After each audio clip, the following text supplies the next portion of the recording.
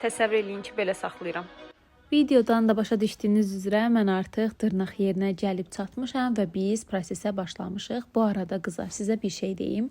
Deməli mən öz toyumda gəlinliklə olsam belə, gəlin olsam belə və bizim mentalitetə görə gəlin o qədər də oynamaz. Amma mən yenə də yerimdə oturan bir gəlin olmadım.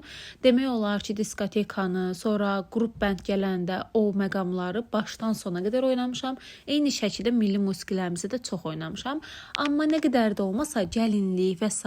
kənar baxışlar, ay bu inciyər bundan oynadım, bu inciməz bundan oynamadım kimi bir fikirlər insanı çox yorur. Ona görə də o qədər ürəkdən arzuladım ki, ilahi inşallah yaxında toy olar. Çünki mən uzun zamandır toya getmirdim. İnşallah yaxında toy olar və mən gedib orada doyunca əylənərəm. Çox şükürlər olsun ki, Allahım yenə də mənim duamı qəbul elədi və bu yaxınlarda 3 dənə toyumuz var və bu 3 toyda da özüm iştirak eləyəcəm yoldaşımla bir yerdə. Ona görə də çox xoşbəxtəm, yeyəcəm, içəcəm, əylənəcəm. Bu arada salonu daha əvvəl göstərmişəm.